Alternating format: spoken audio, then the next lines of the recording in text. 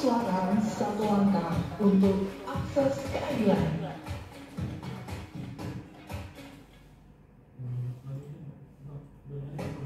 Iya, seputar isu aktual Posbankum Desa Kelurahan. Satu suara satu langkah untuk akses keadilan.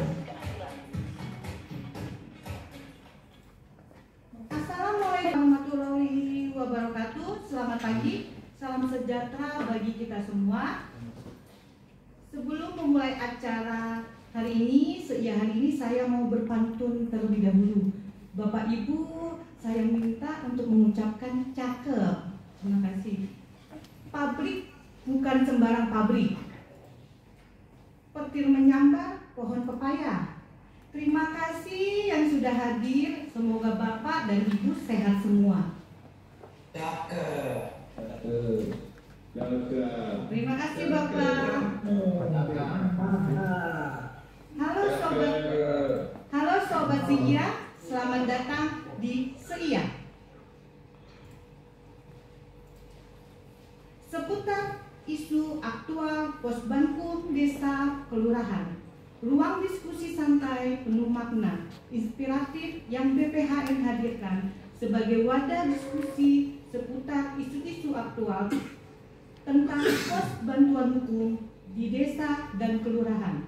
Tempat kita saling sharing pengalaman, menguatkan kapasitas dan meningkatkan peran bersama dalam mewujudkan akses keadilan untuk semua. Kegiatan ini hadir secara hybrid langsung dari BPHN, para legal, kepala desa, lurah, juga sobat Seia di seluruh Indonesia yang ikut serta melalui kanal Zoom, Instagram, TikTok, Lukum@Real. Bersama saya, Feby Ardianti, sebagai host pada sesi Seia pada pagi hari ini.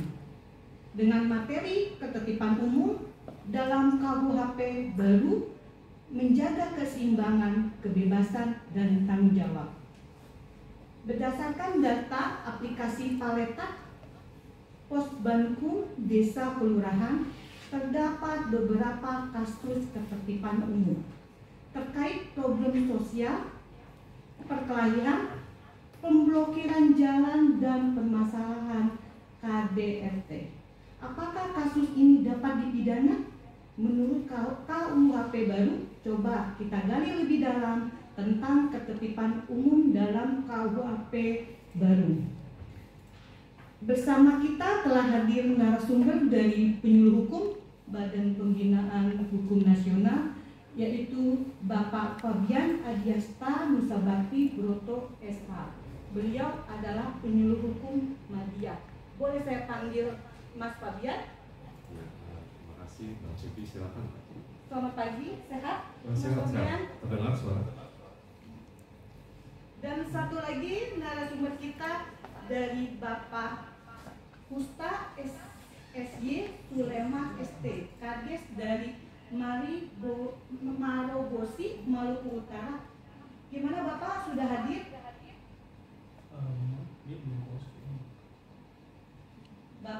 Bapak Husta?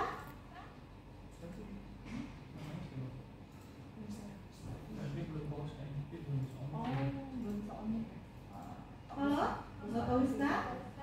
Ya. Oh iya. Gimana Bapak? Sehat? Ya, sehat. Terima kasih. Salam kenal untuk semuanya. Ya. Assalamualaikum warahmatullahi wabarakatuh. Waalaikumsalam warahmatullahi wabarakatuh. Sebelum kita mulai acara Seia pada pagi hari ini, saya akan memberikan alur kegiatan Seia. Sharing sistem sobat BPHN. Di sini kita sharing pengalaman, kasus-kasus yang pernah ditangani oleh Bapak Ibu Kades Lurah di wilayahnya masing-masing. Nanti Kades Lurah dan ada yang ingin sharing, saya minta untuk raise hand di kolom di Zoom ya Bapak Ibu. Tanpa berlama-lama, mari kita dengar paparan dari narasumber kita. Kepada Mas Fabian, dipersilakan. Mas Fabian, waktunya 5 menit. Ya, baik Bu Feby. Bagaimana terdengar suara saya, Bapak Ibu semua? Mudah-mudahan terdengar ya. Selamat pagi Bapak Ibu semua. Terima kasih untuk Bapak Ibu semua yang sudah hadir Bapak Kades, Bapak Ibu Kades, para legal, mungkin juga ada teman-teman penyuluh hukum yang hadir di sini gitu. Hukum pidana gitu kaitannya dengan KUHP baru yang kita miliki dan akan berlaku efektif di 2 Januari 2026. Baik, next. Nah, next lagi. Baik. Jadi sebetulnya ini latar belakang KUHP baru. Karena mengapa kita memerlukan KUHP baru? Karena KUHP lama merupakan warisan kolonial yang sudah berlaku lebih dari 1 abad. Nah, inilah akhirnya Indonesia memiliki KUHP nasional, jadi KUHP baru yang disahkan menjadi Undang-Undang Nomor 1 Tahun 2023. Nah, akan berlaku efektif 2 Januari 2026 ya Bapak Ibu. Dan ini ada masa transisi yang cukup. Ya. Sehingga ya sudah lebih jelas ya. Baik. Jadi perubahan ini merupakan tonggak bersejarah bagi kita semua. Ya, next. Kita perlu menyesuaikan hukum pidana dengan nilai-nilai Pancasila dan Undang-Undang Dasar 1945. Jadi tidak lagi merupakan warisan kolonial ya. Tidak ada lagi nilai-nilai kolonialisme di sana. Kemudian juga menyesuaikan dengan budaya Indonesia yang mengakomodir kearifan lokal, bahkan bersifat ya memang Indonesia begitu, nilai-nilai yang dianut oleh masyarakat dan bangsa Indonesia. Dan kemudian juga adanya perkembangan dan akhirnya kita menyesuaikan dalam kehidupan yang kita miliki saat ini, yang dinamikanya juga berkembang begitu pesat. Selanjutnya, ya. Nah, perubahan penting dalam KUHP baru terkait dengan aturan ketertiban umum. Nah, ini memberikan aturan yang lebih rinci, komprehensif dan terkait dengan penggunaan ruang publik, termasuk sanksi yang proporsional Bapak Ibu semua. Jadi ada nilai-nilai keadilan di sana.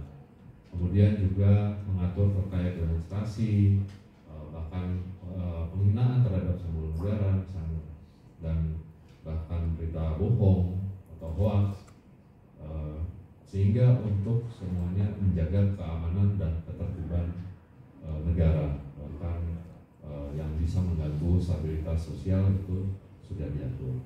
Kemudian pendekatan dari KUHP baru ini lebih humanis, jadi mengadopsi pendekatan hukum yang preventif, humanis, mengutamakan upaya pencegahan dan pembinaan daripada penghukuman semata. Jadi sesuai dengan filosofi hukum di Indonesia. Selanjutnya, ya, mengenai hak dan kebebasan warga negara juga diatur, yang saat ini warga negara dalam menyampaikan pendapat dan kritik apabila secara konstruktif bisa dilakukan melalui forum resmi maupun media yang tersedia, dan juga diatur mengenai kebebasan berkumpul dan berekspresi. Sedangkan selanjutnya, nah, juga ada diatur mengenai batasan. Tentu saja kita ada hak, di sini ada batasannya mengenai kebebasan bertanggung jawab, ya.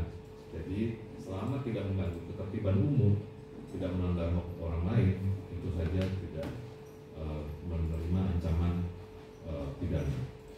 Ya, next, ini beberapa ada aturan hukumnya, ya, beberapa aturan pidananya yang terkait dengan tindak pidana ketertiban umum.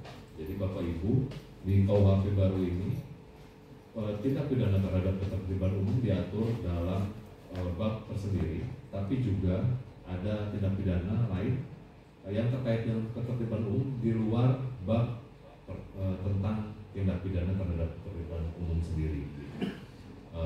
Contohnya next, ya, ini yang di luar bab ketertiban umum. Jadi pengaturannya seperti itu. Ada beberapa tindak pidana, nanti mungkin apabila kita melihat beberapa kasus yang terjadi di daerah Bapak Ibu semua, mungkin nanti terkait dengan beberapa pasal yang ada di KUHP. Selanjutnya, ini sebagai contoh-contoh saja, gitu. misalnya ada keributan, gaduhan, pengaturannya itu ada di KUHP, dan penyalahgunaan kebebasan berekspresi yang berujung pada bahkan kerusakan fasilitas umum, mengganggu pelayanan publik begitu ya. Bapak Ibu semua ini diatur juga oleh KUHP baru gitu. Dan ini semua tentunya bisa terjadi di wilayah Bapak Ibu semua atau mungkin sudah terjadi gitu. Jadi mungkin nanti kita bisa bahas, bisa sharing juga gitu. Silakan. Kemudian selanjutnya kita next saja ya Bu. Ini berapa lama? Sudah 5 menit. Baik. Selanjutnya ini langkah-langkah edukasi untuk masyarakat, bisa penyuluhan, bisa sosialisasi KUHP gitu ya. Ini dalam rangka pada akhirnya membentuk budaya tertib hukum. Nah, selanjutnya. Nah, ini mengenai pencegahannya ada dari partisipasi masyarakat ya. Semua yang Bapak lakukan, Bapak Ibu lakukan di daerah itu untuk mendorong partisipasi masyarakat agar berbudaya tertib hukum. Jadi bukan saja masyarakatnya tapi juga pemerintah. Jadi bahkan semua elemen masyarakat, makanya ada kolaborasi dari banyak pihak gitu ya. Tentunya juga dari pemerintah perlu melakukan pengawasan terhadap kegiatan-kegiatan yang ada di masyarakat Bapak Ibu semua begitu. Selanjutnya 1 menit ya. lagi Mas Fabian. Baik. Terima kasih Bu. Jadi untuk penindakannya sendiri tentunya ada proses hukum yang adil dan sanksi pidana proporsional yang sudah disediakan KUHP. Kemudian juga ada penegakan hukum yang konsisten. Ini adalah penindakan yang diperlukan untuk menjaga ketertiban umum di masyarakat Bapak Ibu semua. Selanjutnya ini peran masyarakat juga begitu ya. Jadi selain Bapak Ibu semua mungkin menjadi teladan baik selaku aparat pemerintah juga sebagai masyarakat gitu ya. Juga perlu melaporkan apabila ada pelanggaran atau bahkan memecahkan masalah sebelum masuk ke menjadi masalah hukum gitu ya. Dan semua elemen akan berpartisipasi khususnya dalam forum warga begitu ya. Apabila ada di wilayah Bapak Ibu semua atau bahkan nanti bisa masuk ke pos bankum untuk penyelesaian masalah-masalah yang berujung pada pertikaian atau sengketa atau perselisihan. Baik, selanjutnya ya, ini peran pemerintah ya. Ini ada regulasi yang mendukung Bapak Ibu semua, ada penegakannya dan pembinaan yang bisa dilakukan juga melalui pos bankum gitu. Selanjutnya terakhir, nah inilah kesimpulannya, dengan bersama-sama kita semua bisa mewujudkan keseimbangan antara keseimbangan, kebebasan dan tanggung jawab gitu. Nah ini untuk tujuannya untuk keadilan sendiri. Baik, itu mungkin paparan yang saya berikan untuk bisa memancing atau membawa Bapak Ibu semua untuk berbicara terkait ketertiban umum, tapi ini dalam konteks hukum. Mungkin yang lebih mengerti Bapak Ibu semua terkait aplikatifnya begitu ya. Bagaimana kalau dari teorinya, dari normatifnya begitu, dari segi hukumnya seperti ini, Bapak Ibu semua mungkin lebih paham, lebih dinamis lagi permasalahan yang ada di daerah. Silakan kita bicarakan, kita sharing. Mungkin dari saya cukup sekian begitu. Mungkin selanjutnya Terima kasih Mas Fabian. Bapak Ibu tidak usah khawatir, nanti materinya akan kami share di kolom chat. Ya, berikutnya narasumber kita Pak Ustaz mungkin ingin sharing pengalaman atau pernah ada kasus-kasus yang pernah Bapak selesaikan tentang ketertiban umum. Kami persilakan Bapak. Ya, terima kasih. Assalamualaikum warahmatullahi wabarakatuh. Waalaikumsalam. Salam sejahtera untuk kita semua. Salam. Saya Ustaz S.Y. Soleman Deste, Kepala Desa Marogose, ingin berbagi tentang pengalaman dalam penyelesaian masalah di tingkat desa. Next. Tahapan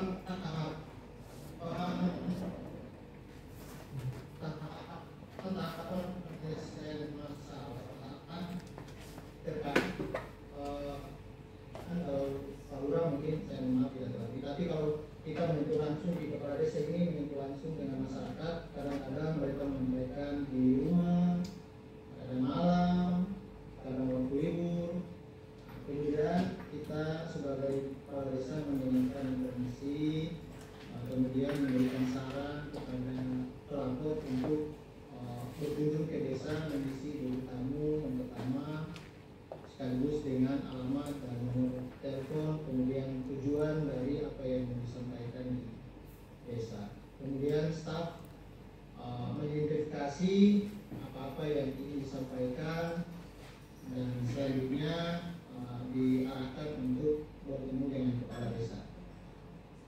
Tahapan berikut adalah setelah bertemu dengan kepala desa, pelapor menyampaikan secara singkat, secara lisan terkait dengan permasalahan yang nanti akan meminta pemerintah desa untuk melakukan mediasi. Kemudian kepala desa setelah mendengarkan laporan singkat setiap permasalahan yang disampaikan oleh masyarakat, kemudian kepala desa mengidentifikasi pelapor dan terlapor, yang selanjutnya menentukan jadwal untuk mediasi. Setelah menentukan jadwal untuk mediasi, kepala desa menginstruksikan kepada KPU, operator atau SEGES untuk membuat undangan mediasi ditujukan kepada nama-nama yang disampaikan oleh pelapor, sehingga selanjutnya pada saat mediasi, waktu mediasi, sebagai kepala desa meminta untuk didampingi oleh Babin Kamtibnas, Babinsa, para legal, kemudian perangkat-perangkat desa yang ada di desa Marabose. Tujuannya apa? Dalam menyelesaikan masalah, Babin Kamtibnas memiliki tanggung jawab untuk menyampaikan persoalan-persoalan yang disampaikan sesuai dengan pemahaman hukum yang Babin Kamtibnas dalami dalam tugas dan tanggung jawab sebagai abdi negara.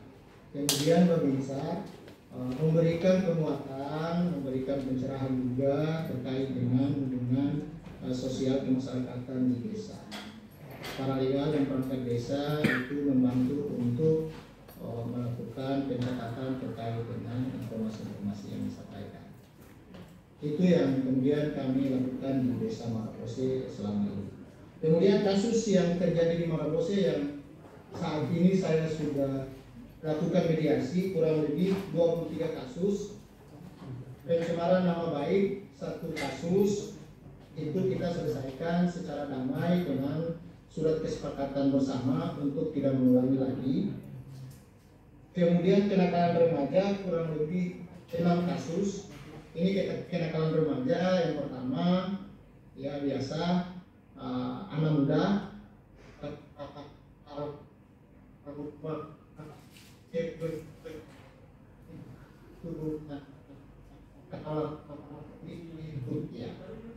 lapor ke desa dan itu kita mediasi.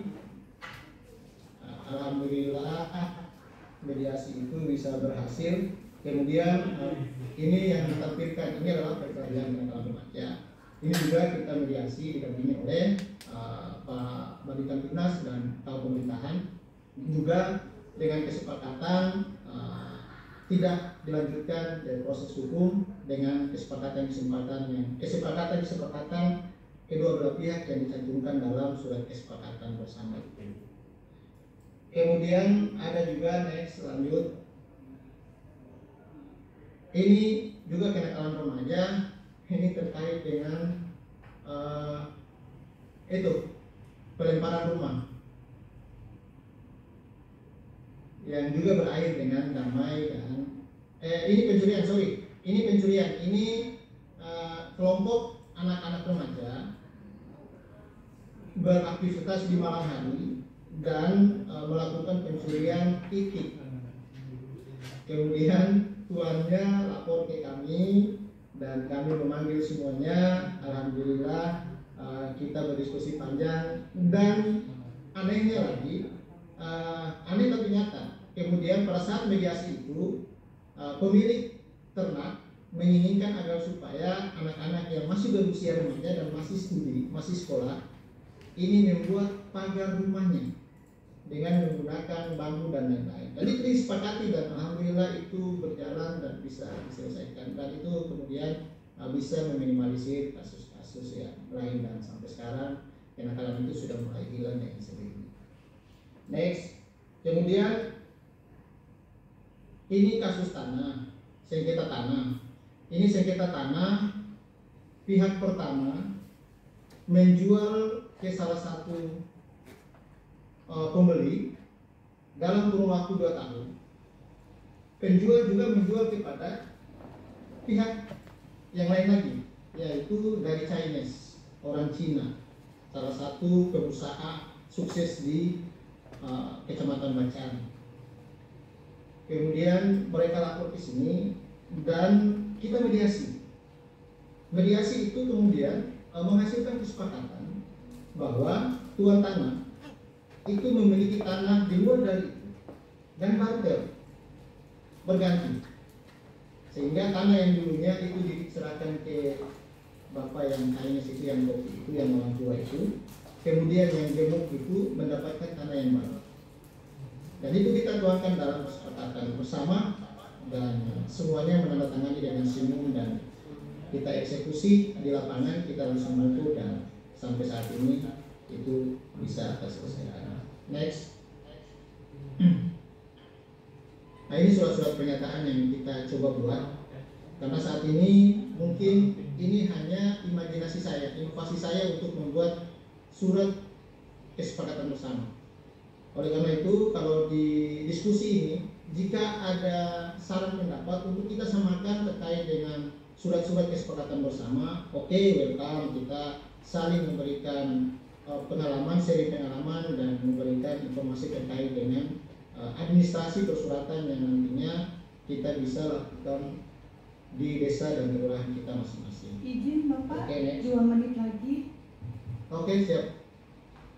Nah, ini kasus tanah juga, sengketa tanah juga. Ketika kita selesaikan di desa, ternyata ada pihak kedua, pihak pertama tidak mau ini menyelesaikan secara kekeluargaan di desa, kemudian digiring ke polsek.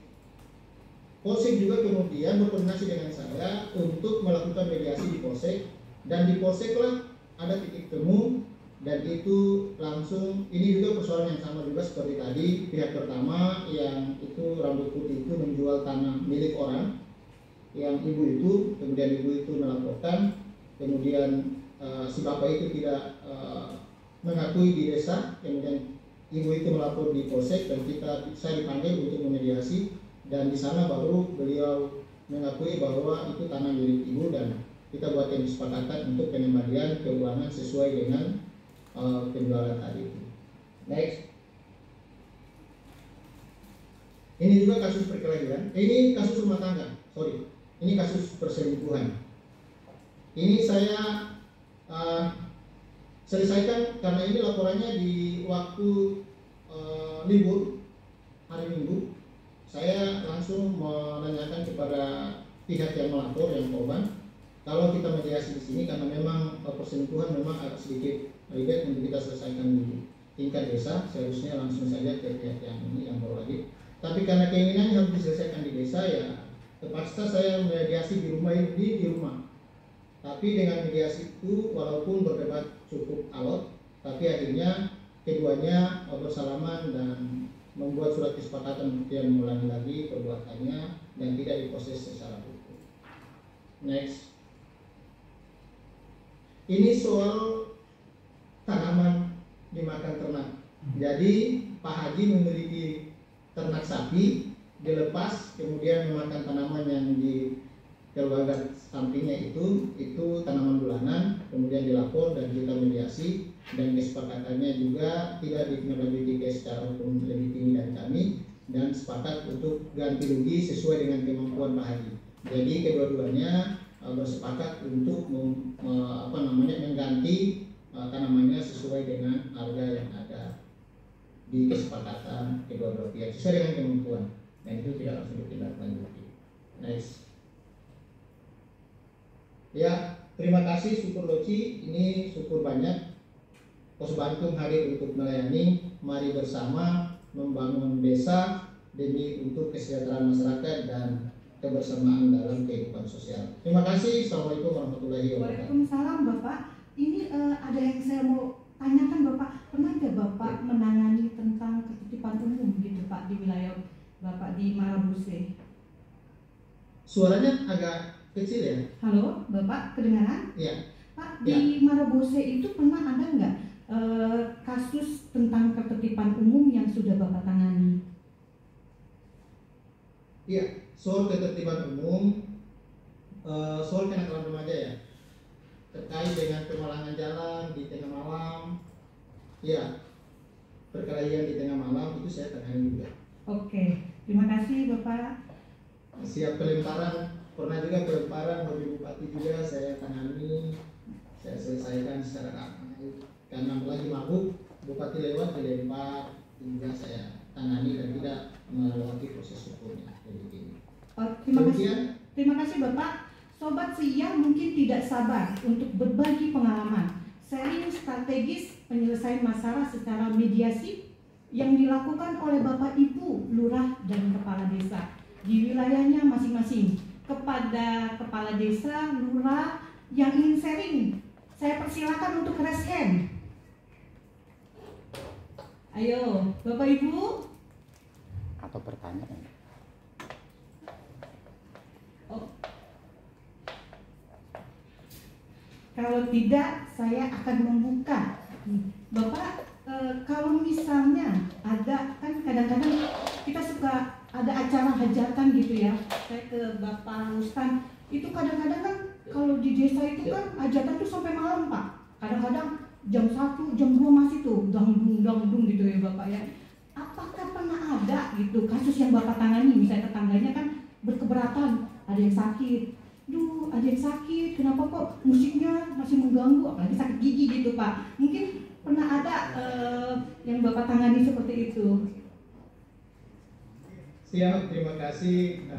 Luar biasa, dan itu bukan pernah tapi sering Bu.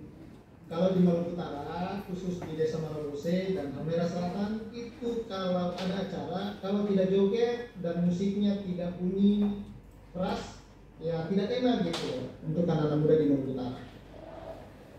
Dan sampai bukan jam 2 Bu, sampai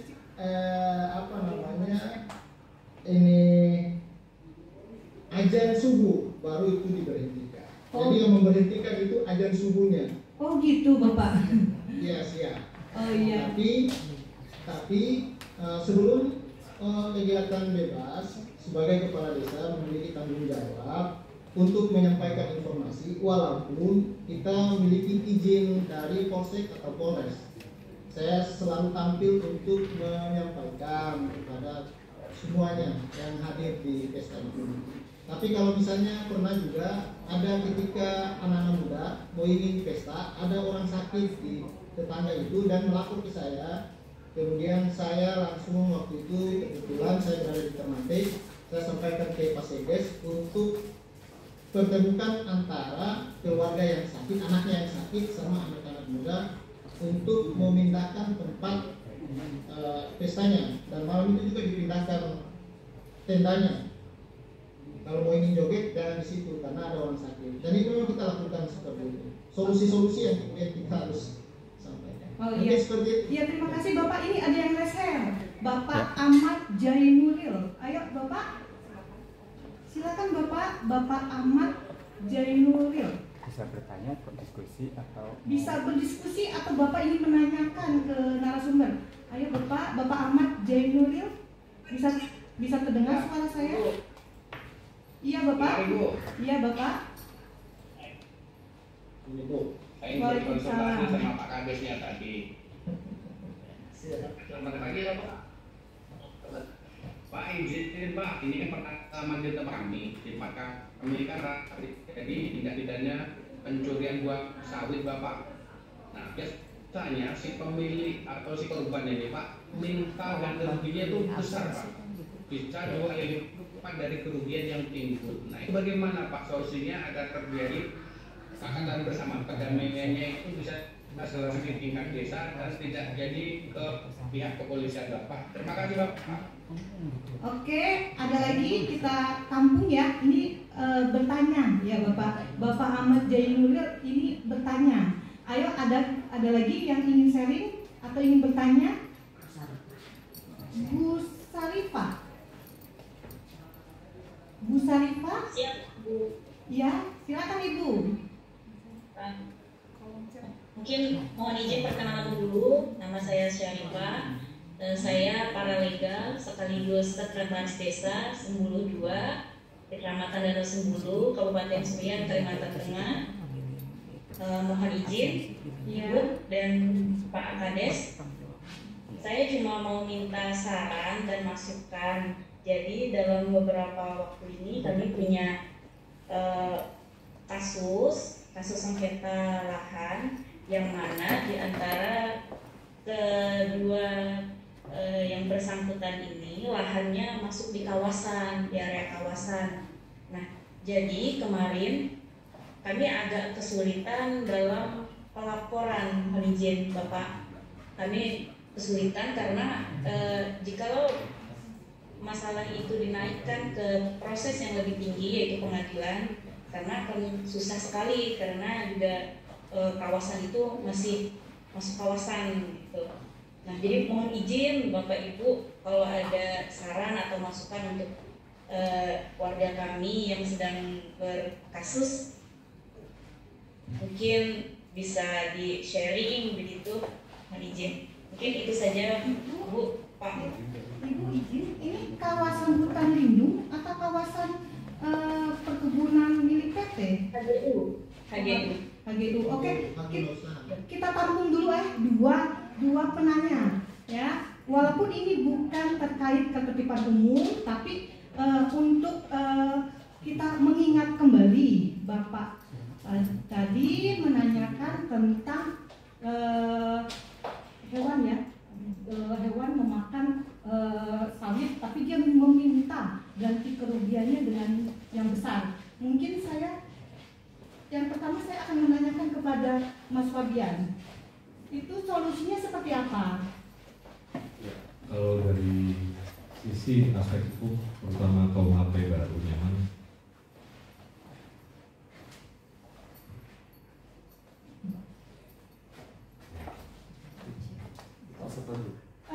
langsung izin ya Bapak Ibu, nanti kalau bisa yang ingin bertanya atau mungkin yang sharing pendapat atau pernah ada kejadian itu materinya tentang ketertiban umum ya Bapak Ibu ya. Oke, yang dua ini kita jawab dulu kali ya. Jawab dulu ya. terkait hewan Ya, minta ganti ruginya besar gitu. minta ganti rugi. Ya sebetulnya kalau dari KUHP ini kan terkait dengan pidana begitu ya. Sedangkan kalau pengaturan mengenai ganti rugi itu sebenarnya lebih ke perdata gitu. Oh gitu, iya Bapak iya. Ibu semua gitu. Tapi memang kalau kerugian yang diderita oleh orang lain bisa dimintakan ganti rugi melalui mekanisme perdata gitu. Sedangkan dari aturannya sendiri di KUHP itu belum memang atau tidak mengatur mengenai pengaturan terkait hewan. Pengaturan terkait hewan yang ada adalah apabila terjadi penganiayaan terhadap hewan. Nah, di situ memang ada di KUHP gitu. Namun untuk selanjutnya seperti pergantian itu mekanismenya perdata. Mungkin gitu. Kalau yang kedua, Mas Fabian, solusinya kan dia kan paralegal, ya. Dia kesulitan dalam menangani kasus. Ada lahannya itu masuk ke lahan kawasan hutan. Itu solusinya seperti apa? Ya mungkin ini lebih pengaturannya terkait dengan izin dan Izin. mungkin Bapak Ibu semua hadis yang mengerti Ya. mengenai ini ya. Oke, kami akan jawab permasalahan Ibu. Karena topik pada pagi hari ini adalah tentang ketertiban umum ya Bu ya. Oke, siapa sekarang Bapak Ibu yang mempunyai permasalahan berbagi pengalaman, mungkin sharing, mungkin ada pengalaman tentang ketertiban umum yang sudah diselesaikan di desa Bapak Ibu. Ayo itu Bapak yang sudah raise hand, Bapak Suwadi Air ya. Ayo silakan Bapak, mungkin Bapak pernah ada pengalaman. Suwadi Air Yanto, silakan Bapak. Halo Bapak. Pak Suwandi, suaranya Bapak. Oke, Bu, sudah buka Bu nih. Iya, terima kasih Bapak. Halo? Iya Bapak. Ya baik. Tentang ketertiban umum ya Bapak. Izin Bapak. Baik. Tentang ketertiban umum Bapak. Baik Ibu. Makasih Bu ya kan. Iya. Sebelum saya menyampaikan ini, perkenalkan nama saya Suwandi dari Desa Nyato. Kebetulan saya ketua LPD Desa Nyato sekaligus Parlega Bu. Halo. Iya Bapak. Lanjut. Lanjut Baik. Bapak. Jadi saya ingin langsung ke Pak Febian tadi ya. Halo. Iya Bapak, silakan. Ya. Jadi begini Pak Febian, di desa kami ini ceritanya begini. Ada lahan di dalam wilayah desa yang statusnya itu APL, area penggunaan lain. Masyarakat itu kayak mengkapling gitu. Kalau bahasa kami di kampung ini merintis Pak. Nah, katakanlah sampai ratusan hektar begitu kan. Nah, setelah mereka merintis tadi, ketahuan masyarakat umum, masyarakat timbul gejolak gitu kan, artinya menentang dengan langkah-langkah katakanlah kelompok kecil sekitar 2-30 orang itu. Nah, sementara di sisi lain, pemerintah desa belum menetapkan area tersebut menjadi lahan desa ataupun apa statusnya ya kan. Nah, jadi secara administrasi pemerintah itu belum ada perdes ataupun apanya. Nah, jadi mungkin dengan kronologi demikian, mohon izin kepada Pak Febian, langkah-langkah apa yang kita ambil di dalam kejadian tersebut, karena masing-masing pihak, baik itu yang mengkapling lahan tersebut maupun masyarakat itu sama-sama bersikeras Bapak, ya kan?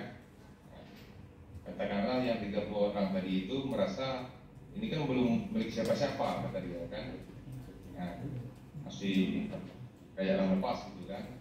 Nah, sementara di sisi lain yang masyarakat umum tadi mengatakan karena ini belum ada milik siapa-siapanya, justru untuk jadi lahan desa seperti itu. Jadi mohon saran bunyinya Pak. Terima kasih. Oke Bapak. Sekarang saya lempar.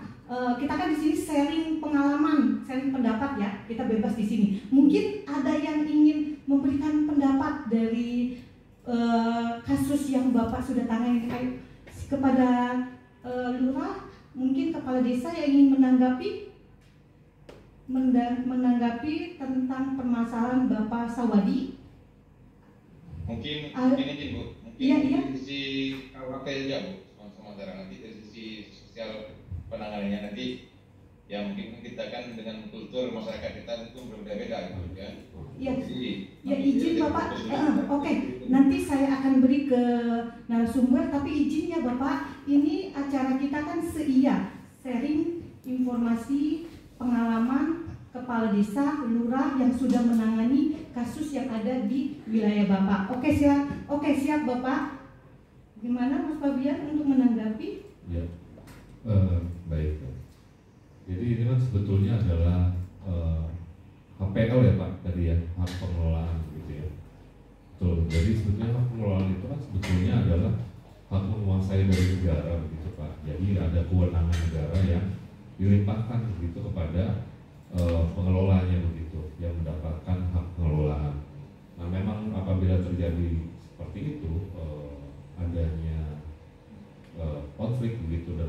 masyarakat yang sudah menempati ya Pak, itu masyarakat yang sudah menempati memang harus diselesaikan secara hukum kalau misalnya memang mau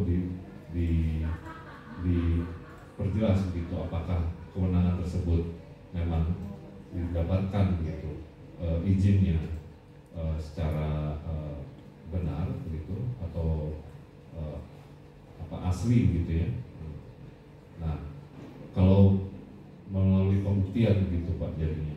Nah, ini kalau memang dari mediasi, dari dipertemukan saja kedua belah pihak tidak tercapai, ya memang harus melalui jalur litigasi gitu atau persidangan gitu mungkin. Tapi ya itu kaitannya dengan pembuktian Pak, pembuktian dari HPL sendiri dan bagaimana kaitannya dengan hukum pidana di sini. Pelanggaran pidananya bisa jadi kalau memang HPL tersebut yang mengaku punya HPL ternyata tidak begitu. Itu sih Pak dari sana. Kemudian dari sisi yang masyarakat sebetulnya ya bisa membawa ini ke jalur hukum itu saja Pak. Kalau dari sisi aspek hukumnya Pak, begitu. Dan kalau dari pidana ini mungkin pelanggarannya apabila terjadi pemalsuan dokumen, mungkin kaitannya lebih ke sana. Ya, demikian Pak Suwandi. Cukup. Gimana Pak Ustadz? Ingin menanggapi? Gimana Pak Ustadz? Silakan Bapak, silakan. Ini persoalan kawasan hutan ya.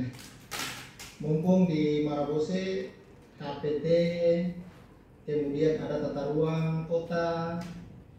Jadi memang saya di beberapa baru mungkin hari Selasa juga ada melakukan mediasi terkait dengan HPT juga. Itu saya libatkan dari agraria pertanahan bersama-sama untuk kita selesaikan di kantor desa insya Allah. Jadi kalau yang berkaitan dengan ini pengalaman saya ada beberapa kasus terkait dengan soal ini. Begitu yang masyarakat tahu saat proses penerbitan sertifikat tanah di pertanahan itu baru mulai ketahuan ada tata ruang karena di Marabose itu ada tata ruang kota, ada HPT hutan produksi dan batas. Kemudian mereka masuk untuk menyampaikan itu ke kita. Kalau misalnya dari sisi sosialnya, mungkin karena ini adalah produk hukumnya dari Kementerian Kehutanan, ya paling kita akan memberikan pertimbangan untuk berkomunikasi dan kita dampingi ke Kehutanan untuk mencarikan solusi terkait dengan HPT. Karena pasti programnya desa adalah perluasan kawasan pemukiman. Nah, itu nanti kita sampaikan ke Kehutanan dan pemerintah daerah dalam persoalan. Karena memang mungkin saja kita akan agak sulit persoalan ini karena ini persoalan hukum ya, persoalan ketetapan hukum yang sudah ditetapkan oleh kementerian. Mungkin seperti itu. Jadi kita paling pada posisi sosialnya agar tidak ada kesalahpahaman di tingkat desa dan koordinasinya ke tingkat atas. Kita dampingi untuk mencarikan solusi. Mungkin seperti itu. Iya Bapak, ini ada yang ganjil lagi nih Pak di saya. Nih kan ada ternak dimakan oleh iya, itu pernah terjadi nggak Pak di daerah Bapak? Iya. Solusinya seperti apa di daerah Bapak? Bapak yang tangani. Terima kasih Bapak. Silakan Bapak. Siap. Tadi saya sudah sampaikan ada pernah terjadi dan saya mediasi. Si Bapak A ini menanam tanaman bulanan, misalnya ketimun. Kemudian kita cek on the spot lapangan, betul dimakan, tapi mohon maaf karena tidak dipagar gitu. Kemudian pemilik kebun ini, pemilik ternak ini melepaskan ternaknya dan memakan tanaman itu, kemudian dilapor ke kita. Kita undang untuk melakukan mediasi. Sama yang seperti yang disampaikan oleh Bapak Jainuri tadi, karena semangat pelapor ini untuk bagaimana mendapatkan sesuatu yang besar, kita harus memahami psikologi dan kita harus memahami terkait dengan persoalan-persoalan di lapangan. Awalnya diminta untuk waktu itu kalau nggak salah diminta bayar kurang lebih 2 juta ya. Kemudian si pemilik ternak menganggap terlalu mahal.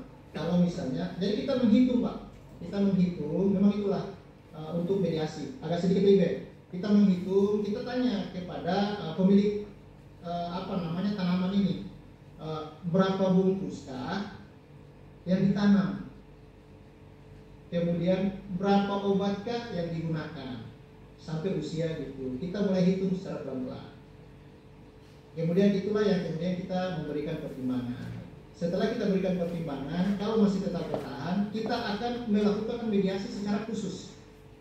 Ada di tempat saya ada mediasi khusus dari hati ke hati.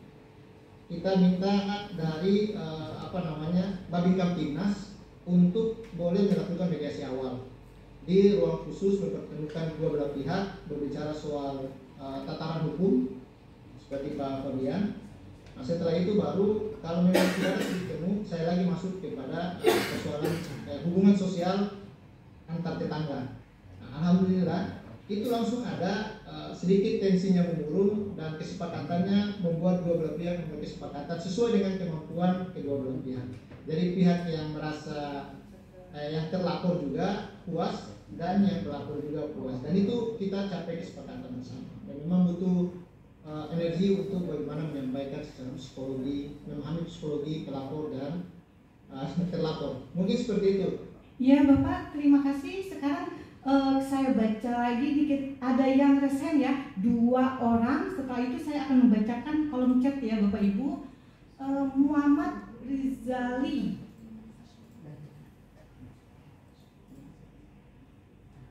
Ya Bapak, silakan Bapak. Dari daerah mana Bapak?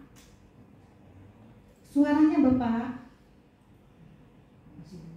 Pak, masih di-mute Pak. Suaranya Bapak. Bapak Muhammad Rizali Asukron Bapak. Kita alihkan lagi ya Bapak ya. Kita alihkan ke Soleh, Bapak Soleh P3HN. Halo? Muhammad. Izin Mbak. Iya, silakan Bapak. Bapak Muhammad dulu. Iya. Silakan Bapak. Ya, terima kasih. Izin saya Soleh, Kepala Divisi P3H Jogja. Iya. Jadi izin Pak ya sama Mas Febian, rekan saya juga ini. Ada beberapa hal yang perlu sebenarnya digarisbawahi terhadap materi ini. Bapak tadi menyampaikan bahwa ini terkait ketertiban umum. Sementara kalau kita korelasikan dengan KUHP yang baru, itu ada 2 hal yang harus sebenarnya didalami. KUHP yang diatur itu kalau nggak salah di buku 2 di bab 5 gitu ya, itu sudah jelas diatur terkait ketertiban umum. Kategori mana yang ketertiban umum itu masuk ke dalam kategori berat, dan kategori yang ringan sebenarnya nanti diatur dalam peraturan daerah. Nah itu yang harus dibedakan dulu. Sedangkan apa yang masuk ke dalam kategori berat diselesaikan dengan peraturan daerah. Masuk ke dalam kategori berat harus sesuai dengan KUHP. KUHP yang baru itu dari pasal 234 kalau tidak salah itu jelas diatur mana kategori-kategori yang sudah terjadi dalam masyarakat. Jadi saya harapkan di momen ini harus terkorelasikan antara dengan KUHP yang baru. Jangan sampai salah masyarakat salah tafsir terhadap hal tersebut. Terus tadi Mas Febian juga menyampaikan bahwa tidak diatur hanya penganiayaan. Mohon maaf Mas Febian, kalau kita lihat di bagian ke-6 di buku 2 di pasal 336 sampai dengan beberapa pasal ke bawahnya, bahwa terkait hewan itu tidak hanya penganiayaan tetapi juga ada pengusikan, kecerobohan pemeliharaan. Nah itu juga diatur sedemikian rupa dalam pasal per pasal. Supaya apa? Supaya masyarakat juga tahu langkah apa yang diinginkan. Karena KUHP yang baru ini pendekatannya sekali lagi tidak hanya kepada retributif, tetapi lebih kepada korektif, restoratif dan rehabilitatif. Nah ini yang maksud saya perlu dipemahamin kepada kepala desa, boleh ini adalah implementasi atau hal yang sudah dilaksanakan di daerahnya masing-masing. Tetapi saya yakin ini masih menggunakan kepada KUHP yang lama. Di 2026 KUHP itu kita sudah KUHP yang baru. Mungkin perlu kita tekankan, tadi Mas Febrian kalau nggak salah hanya dikasih waktu 5 menit untuk menyampaikan apa itu KUHP yang baru. Nah padahal kalau kita hanya sharing pengalaman ini bisa berubah nanti di tahun 2026 dengan menggunakan pendekatan KUHP yang baru. Jadi mungkin saya lebih ke sana saja Mbak moderator ya, bahwa saya harapkan bahwa kesempatan ini digunakan untuk menyampaikan kepada masyarakat, oke itu pengalamannya bagus, terselesaikan. Tetapi bahwa pendekatan restoratif justice itu bukan berarti tadi dari kepala desa mana tadi yang narasumber ya? Itu Marubosi Pak. Oke, itu bagus sudah ada hitam di atas putihnya. Hitam di atas putih karena itu wujud bukti ketika nanti ada pengulangan terhadap tindak pidana. Karena sekarang sudah tidak ada pelanggaran kesehatan, sekarang digabung ke dalam tindak pidana, yaitu sebetulnya tindak pidana saja, tidak ada pelanggaran dan kejahatan. Tetapi ke depan bahwa restoratif justice itu harus dengan putusan pengadilan supaya apa ketika ada pengulangan itu bisa tercatat, sehingga tidak pendekatannya akan berbeda, tidak ada ke restoratif justice atau lebih kepada ke pendekatan yang lainnya dan itu. Jadi mungkin saya hanya berpandangan itu saja bahwa harapan saya kegiatan ini lebih diarahkan kepada bagaimana nantinya terimplementasi dengan KUHP yang baru. Nah, mekanisme walaupun secara hukum acaranya belum diatur ya karena KUHP-nya masih dalam proses, tetapi kalau melihat dari KUHP yang baru ini sebenarnya sudah bisa tergambarkan gitu ya, hal-hal apa saja yang kemungkinan terjadi di masyarakat. Kemungkinan terjadi di masyarakat. Jadi mungkin itu dari saya Mbak ya, supaya KUHP baru ini menjadi landasan kita dalam menjawab apa yang nanti di permasalahan yang ada muncul di desa-desa atau kelurahan. Terima kasih Mbak dari saya. Iya, terima kasih Bapak atas masukannya, sungguh-sungguh sangat super Bapak. Nih Bapak temannya juga ingin menanggapi. Dari tadi sudah Mbak Baby saya mau menanggapi. Silakan Mbak Baby ya. Cuma apa Pak sebetulnya? Pak Kadif, terima kasih masukannya betul sekali, bukan hanya penganiayaan. Oke, maksud saya tadi sebagai contohnya begitu ya.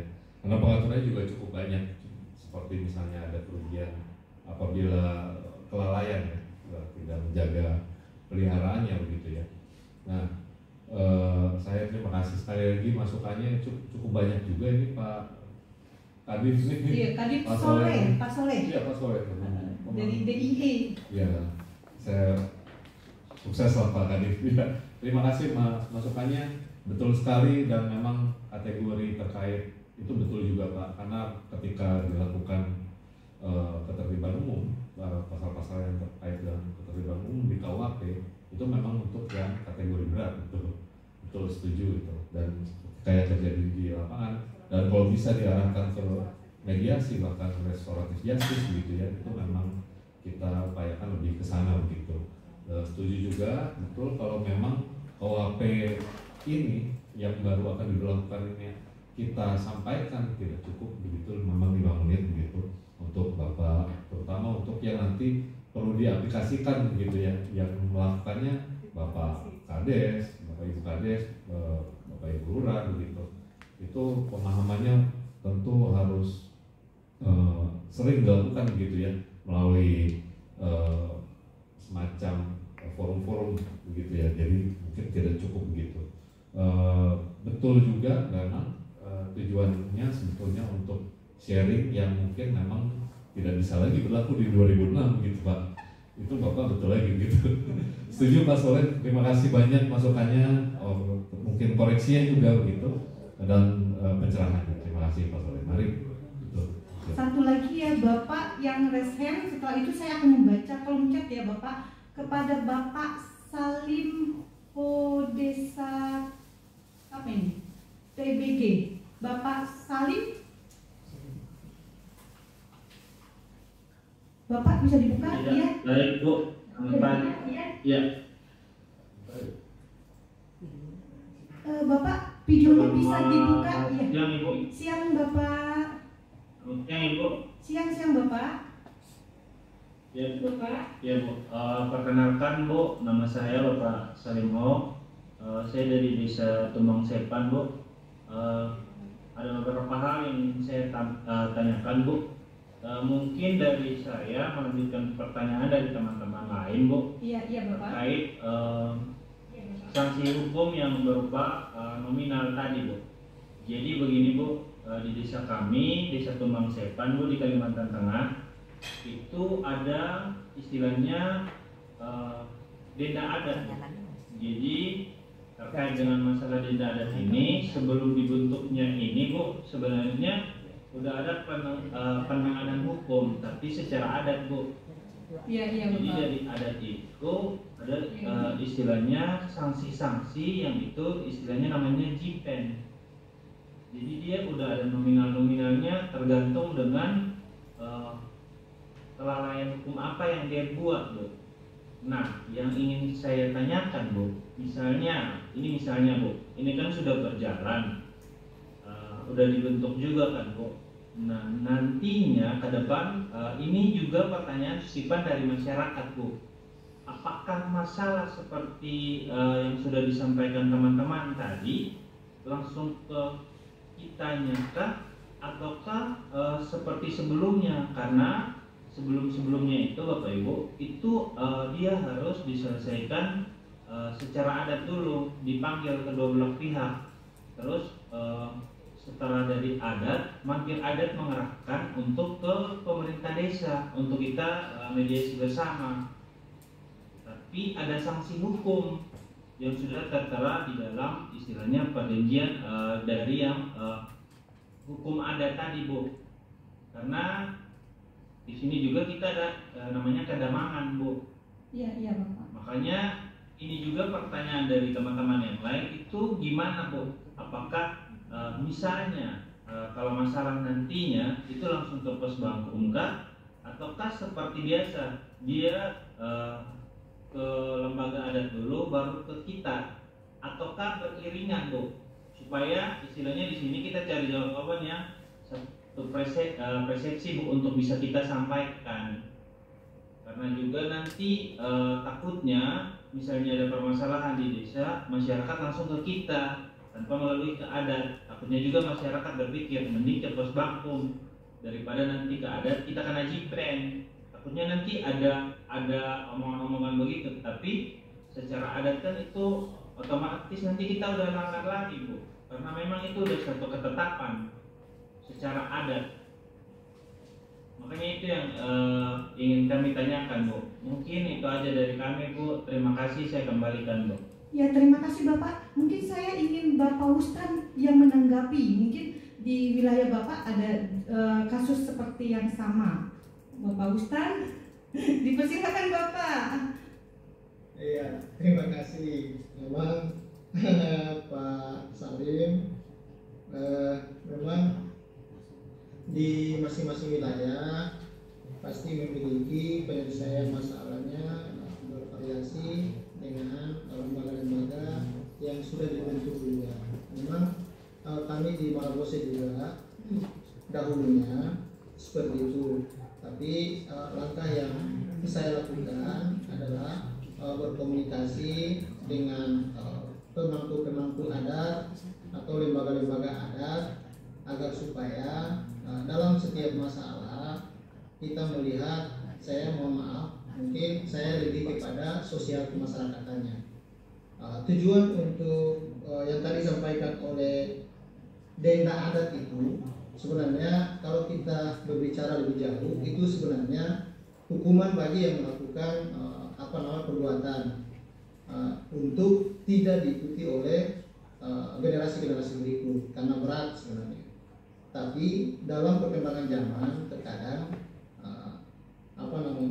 masalah ini kemudian dibawa ke persoalan-persoalan lain, kebutuhan-kebutuhan dasar yang kemudian mencoba untuk menyebutkan saja. Mudah-mudahan kalau saya di sini pernah, tapi begitu berkomunikasi dengan pemangku adat, sebelum kita menyelesaikan secara umum kita harus berkoordinasi dulu bagaimana kita memberikan solusi ke pemangku adat. Apakah ada persoalan-persoalan sosial yang langsung ditangani oleh harus dipilah. Harusnya sebenarnya kita koordinasi untuk memilah persoalan-persoalan yang terjadi.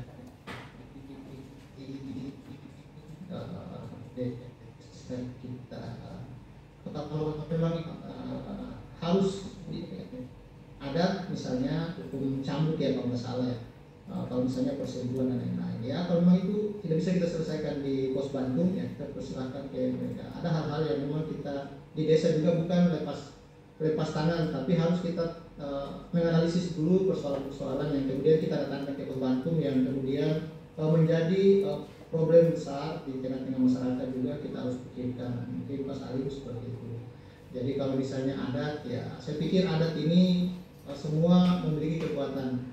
Karena ini adat yang dibuat oleh orang tua kita dan agak sulit kita memang untuk merubahnya, tapi kita hanya menyampaikan secara rasionalisasi, secara kehidupan sosial di masyarakat. Misalnya kita lihat siapa yang melakukan tindakan itu dengan kemampuannya seperti apa. Kita sebagai juru damai kita harus membantu untuk menyampaikan persoalan itu ke Dewan Adat sehingga pengambilan keputusannya juga tidak memberatkan masyarakat kita yang ada di masing-masing desa itu. Mungkin seperti itu pendapat saya. Mohon maaf jika ada kekurangan. Terima kasih, saya kembalikan. Terima kasih Bapak. Terima kasih Bapak Kadip Sultan yang sudah hadir pada acara SIIA. Tadi juga Bapak dari Kadip Jogja. Terima kasih Bapak sudah menyaksikan SIIA. Satu lagi ya Bapak, tadi sudah raise hand. Nanti setelah itu saya baca kolom chat ya Bapak ya, kepada Bapak Iswan Astawan. Dari tadi kayaknya dia sudah raise hand Bapak. Ada Bapak Iswan Astawan, bisa dengar saya? Kalau enggak saya lempar nih Bapak. Lagi Bapak, saya lempar ke pertanyaan yang lain Bapak. Saya alihkan Bapak, ya. Oke, Bapak M. Adenama Kusuma. Silakan Bapak. Oke, terima kasih. Izin Ibu, apa kata dengar jelas Bu? Terdengar Bapak, terdengar. Oke Bu, saya sekedar mau sharing Bu, memberikan tanggapan dan mungkin bisa membantu untuk permasalahan tanah Bu. Di wilayah kelurahan kami juga Bu, itu terdapat berbatasan dengan APT hutan produksi terbatas dan TNKS Bu, TNKS sebelah. Jadi memang sebelumnya memang ada warga yang melakukan jual beli atas mereka sendiri, mungkin disaksikan dengan RT. Tetapi untuk pencegahan Bu, kami berkoordinasi dulu Bu dengan kehutanan dan TNKS Bu. Jadi tahu batas-batas mana yang bisa dijual atau tidak. Jadi kita juga mengedukasi jangan sampai ada timbul perselisihan di kemudian hari. Jadi kita memperjelaskan seperti itu Bu. Sehingga pengelolaan HPT itu sebenarnya bisa Bu dikelola oleh masyarakat Bu. Kami sudah berkonsultasi, boleh dikelola tapi tidak boleh dimiliki karena nanti itu sebagai hutan lindung Bu. Nah terus Bu, saya sudah menanyakan juga ke kehutanan. Itu untuk pengelolaan itu boleh kelompok untuk wisata boleh Bu, dan ada waktunya sekitar mungkin atau kalau nggak salah saya 30 atau 40 tahun Bu, boleh dikelola untuk tempat wisata ataupun untuk penanaman penghijauan. Bibitnya mereka kasih Bu dari kehutanan itu Bu, tapi bukan sawit Bu. Karena sawit itu menurut mereka daya resapnya bisa 5 tahun, 10 tahun itu sudah tidak ada lagi resapan sehingga mungkin akan pengaruh ke lingkungan Bu. Sesuai dengan program Akta Cita Presiden Bu, kita kan harus menjaga lingkungan, pelestarian lingkungan hidup. Dan TNKS sendiri kami juga sudah menjaga Bu. Dengan TNKS kami bersurat dan bermediasi duluan meminta batas-batas mana yang bisa dimiliki oleh warga dan yang bisa cuma dikelola Bu. Jadi sehingga tidak ada kepemilikan di wilayah-wilayah tersebut dengan melakukan kegiatan pencegahan. Yang kedua, masalah tentang pengeroyokan atau keributan antar kelurahan kami juga pernah mengalami Bu.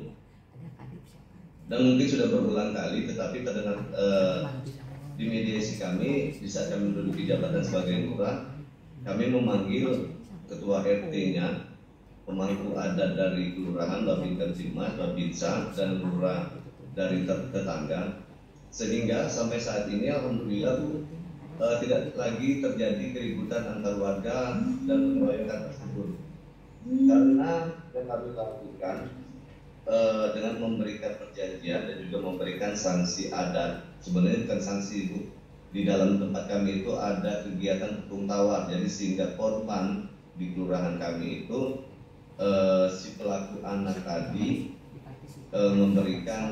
menggosokkan tepung ke badan si korban tadi Bu. Dan juga kami menekankan seandainya kegiatan ini 2 kali terjadi kembali, maka kami tidak segan-segan melakukan pidana, karena dalam perjanjian itu kami tuangkan seandainya di kemudian hari ada berlaku lagi di tempat kelurahan kami atau di tempat lain, maka kami akan memperlakukan sesuai dengan hukum yang berlaku. Mungkin seperti itu Bu, saran-sarannya Bu, sekedar untuk menjaga ketertiban dan atau mungkin solusi-solusi untuk kawan-kawan lurah dan kades lain, seperti itu. Terima kasih Bapak, sangat super. Siapa lagi? Mungkin kades atau lurah atau para legal yang ingin sharing pengalaman tentang ketertiban umum.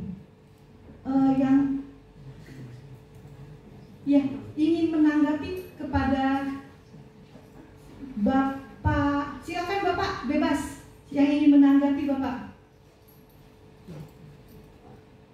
silakan Bapak.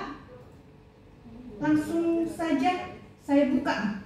Yang ingin menanggapi Bapak, ya silakan Bapak.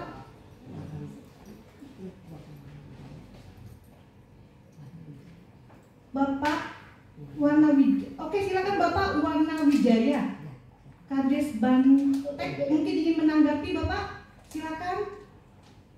Kalau saya, assalamualaikum. Kalau saya ingin Waalaikumsalam ya. Kalau bicara pengalaman kawan-kawan kan berbeda-beda. Kalau proses kita di Lombok dan NTB ini di mana bumi dipijak sudah dijunjung. Jadi persoalannya ya berbeda-beda antara penyelesaiannya Bu. Tapi di sini saya sharing sehubungan dengan ada kasus yang sampai hari ini belum ada titik temunya antara pemerintah daerah, ya, karena ini masalah 2 desa, 2 kecamatan yang dibatasi oleh sungai besar. Nah, sungai besar ini itulah penghubung antara 2 desa dan 2 kecamatan. Nah, saat ini sungai ini kan lagi dimanfaatkan sama warga. Ada yang menanam rumput gajah untuk pakan ternak, bahkan ada yang mengambil batu oleh oknum-oknum masyarakat dalam hal ini untuk ya dijual ya, dan itu pun tidak ada peraturan khusus dari desa yang mengatur tentang itu, karena sungai ini kan itu wilayahnya provinsi karena bicara tentang BWS. Nah, kasus kemarin itu sempat terjadi semacam ya adu mulut antara 2 desa 2 kecamatan, yaitu desa Betet sama desa Samaguna. Bahkan persoalan ini juga kami angkat sampai ke tingkat kabupaten, meminta kepada kabupaten memfasilitasi masalah ini. Kalau bicara desa kan karena ini kewenangannya provinsi, makanya kami tidak berani membuat semacam perdes antar desa, karena ini bukan kewenangan kami gitu. Nah, dalam hal ini ya kami meminta kemarin pada pemerintah daerah bagaimana menjembatani agar daerah dalam hal ini provinsi maupun kabupaten agar membuat peraturan daerah untuk mengatur tentang tata kelola maupun perlindungan terhadap sungai itu. Nah, kalau ini dibiarkan, untuk lambat laun akan terjadi konflik masyarakat antara yang suka dan tidak suka atas penggalian maupun tentang penanaman rumput ini. Nah, seperti apa solusi yang kira-kira yang harus kami lakukan? Karena hari ini masih kita mengalami jalan buntu, belum ada solusi dari pemerintah. Apakah itu dari komunikasi antara budaya sama pemerintah provinsi, atau memang ini ada semacam apa ya, bisa kami mediasi tingkat bawah antara 2 desa ini, apakah tidak melanggar secara kewenangan antara desa dengan pihak kabupaten dan provinsi, seperti itu. Begitu ya, saya kepada sumber. Terima kasih. Assalamualaikum warahmatullahi wabarakatuh. Waalaikumsalam warahmatullahi wabarakatuh. Kepada kepala desa, lurah, atau mungkin kepala lega yang ingin menanggapi tentang persoalan Pak Bapak Wijaya. Silakan Bapak yang ingin menanggapi Bapak lurah, kades, mungkin kepala lega yang ingin menanggapi permasalahan yang dihadapi oleh Bapak Warna Wijaya dari Kades Bantek. Oh, mungkin Bapak Madius Latif ingin menanggapi Bapak. Mungkin Bapak Madius Latif bisa mendengar suara saya, bisa menanggapi Bapak. Silakan Bapak.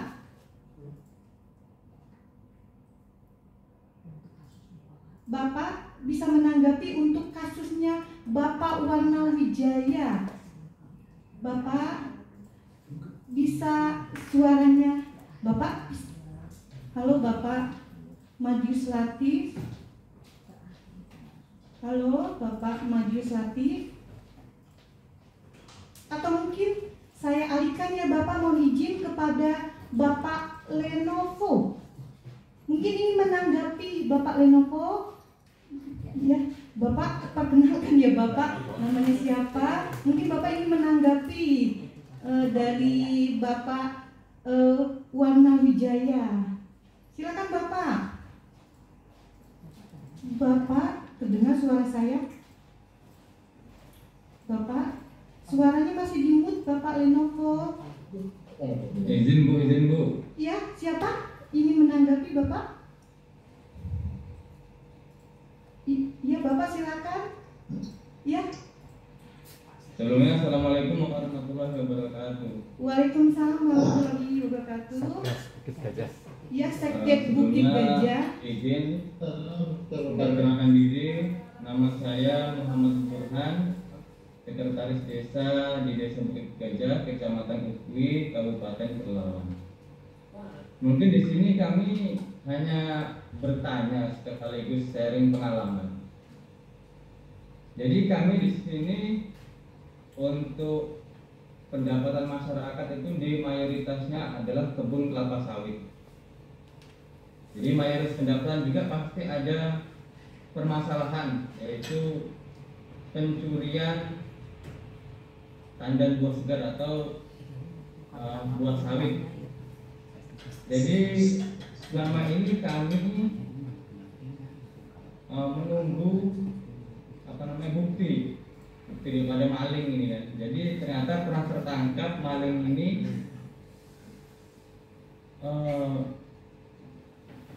cuman sekitar satu mobil buahnya itu. Jadi seharusnya kan standar untuk kita laporkan ke kepolisian yaitu kurang lebih 1 ton, sedangkan ini cuman paling 3 kintal gitu kan beratnya.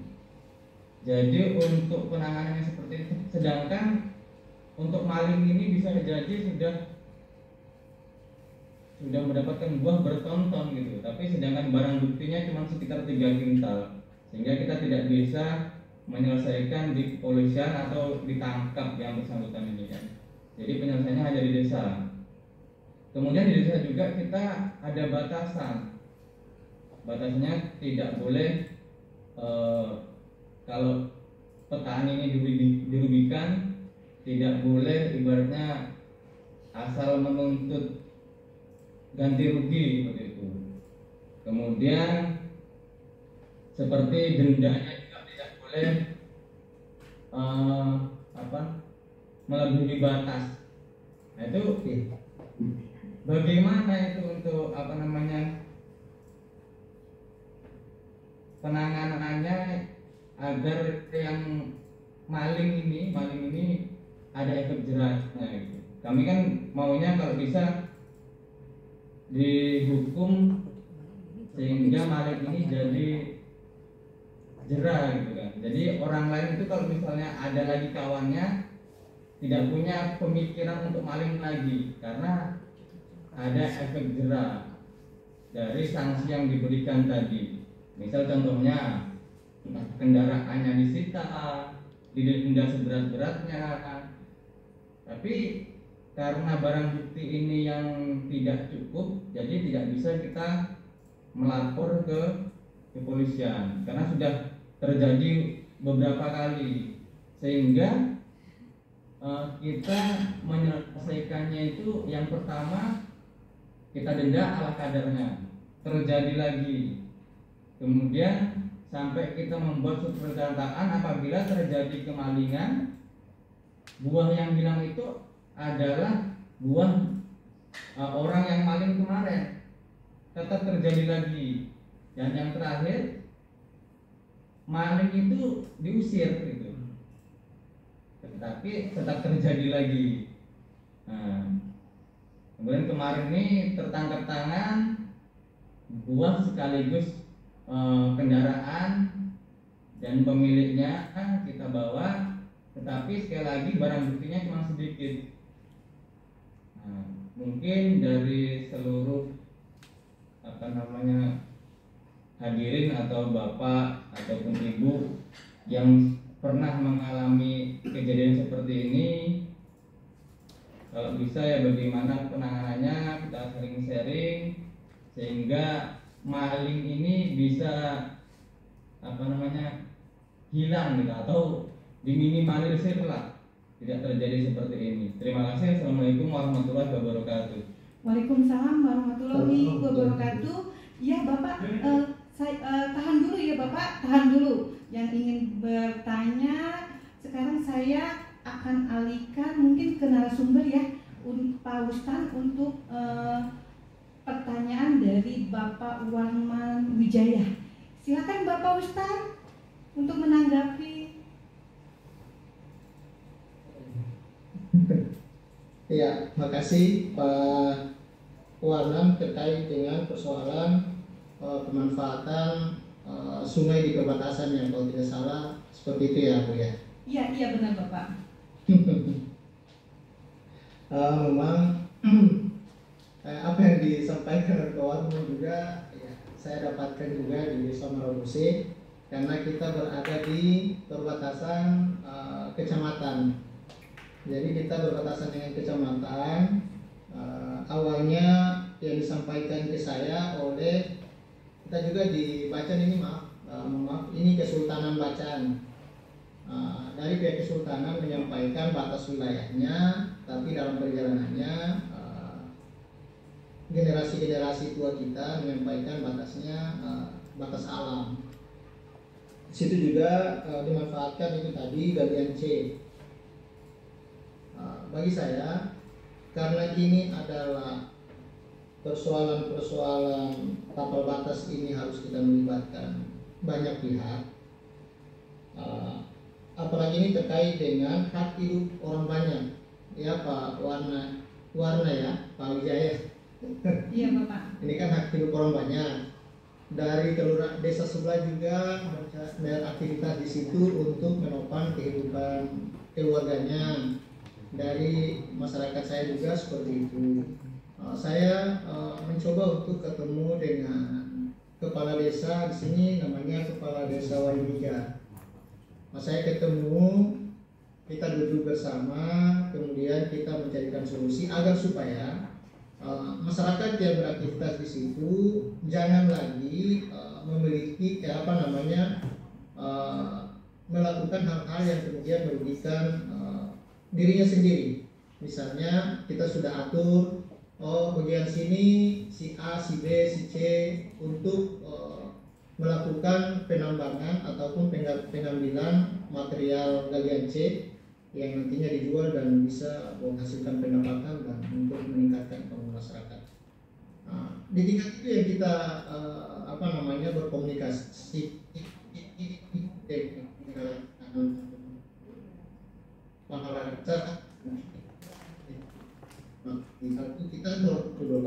kita jangan bersambung, kalian cari uang dengan keluarga, tolonglah jaga, terutama ikut juga nanti ada sosialisasi dari lingkungan hidup, mengambilnya jangan terlalu ke pinggir sehingga ada abrasi dan lain-lain. Kita harus sama-sama menjaga lingkungan dan kita lakukan seperti itu, dan sampai saat ini ya masih tetap berjalan, alhamdulillah. Mereka tetap beraktivitas untuk menopang kehidupannya. Itu yang kita lakukan Pak Wijaya, sehingga persoalan tapal batas saya pikir memang rumit, agak lumayan lah saya di beberapa desa yang saya ikuti perkembangan di Halmahera Selatan. Untuk pemerintah daerah saja untuk bagaimana menentukan tapal batas itu luar biasa, melibatkan berbagai pihak, tapi tetap masih ada juga konflik. Maka saya lebih berpikir kehidupan masyarakatnya ketimbang harus ini harus batasnya di sini di sana, kasihan masyarakat yang korban nantinya. Jadi sosialnya yang mungkin saya, kalau persoalan hukum nanti kita persilakan ke persoalan hukum, lembaga yang nanti menangani soal hukum tapal batas dan lain-lain sebagainya. Mungkin seperti itu yang saya dapatkan di lapangan. Terima kasih, saya kembalikan ke Ibu. Iya, kalau yang gini Pak, dia sudah mencuri. Nah, sudah dimediasi, mencuri lagi gitu Pak. Yang Sekda Bukit Gajah Bapak. Sekdes. Iya, Sekdes Bukit Gajah itu bagaimana gitu Pak? Kalau misalnya penanganan mungkin ada di daerah Bapak gitu. Penanganannya, kalau Bapak penanganannya seperti apa? Ini soal tadi pencuriannya. Iya Bapak. Pak Sekdes Bukit Gajah ya? Iya benar Bapak. Iya. Memang ini kehidupan sosial yang memang tidak pernah terlepas dari pantauan kita sebagai pemerintah desa. Di desa saya ini sudah beberapa kali terulang terkait dengan kejadian-kejadian seperti ini. Ada yang mencuri HP, mencuri uang, mencuri ternak. Kalau gua sih, kalau di Marabose ya, kalau gua saya sering bilang kalau memang mereka ambil yang penting secukupnya untuk makan aja tidak ada masalah. Kalau di lapor saya sering bercanda ataupun memberikan testimoni yang memang terkadang kalau memang tidak merugikan ya kita berpikir untuk menyampaikan. Tapi bagi saya kalau misalnya soal masalah pencurian ini persoalan apa namanya? Bagi saya ini juga harus pendekatan persuasif yang saya lakukan, door to door, dari misalnya pelapor. Sebelum kita ketemukan kedua belah pihak, kita harus melakukan upaya untuk menyampaikan persoalan-persoalan, menggambarkan terkait dengan misalnya si pelapor, karena ini kan persoalan yang tadi itu disampaikan misalnya dendanya terlalu besar. Kita juga menanyakan dulu, misalnya pelapor itu menyampaikan apa, kemudian solusinya bagaimana, kita tanya. Kalau misalnya itu kemudian kita menghubungkan, sebelum kita pertemukan, kita berkomunikasi lagi dengan terlapor. Kita berkomunikasi dengan terlapor untuk menyampaikan itu. Kira-kira yang melapor ini si A, Anda mencuri, betul nggak? Betul. Sekarang mereka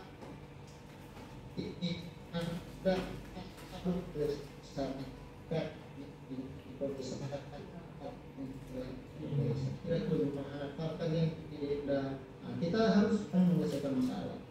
Dan saya juga pernah terjadi itu, dan alhamdulillah karena memang mungkin ya karakter kita berbeda. Kalau kita di Maluku Utara bahasanya keras, sifatnya keras, tapi hatinya lembut. Ketika kita berbicara dengan hati-hati, berapa kali saya menyelesaikan itu dengan senang hati, berpelukan dan lain sebagainya, dengan nilai yang ditawarkan terlalu besar, mereka bisa menerima. Tapi sekali lagi saya ingin sampaikan ke teman-teman semua, kepala desa dan lurah, menjadi kepala desa dan lurah itu harus setia mendengar, jangan langsung memutus informasi yang disampaikan.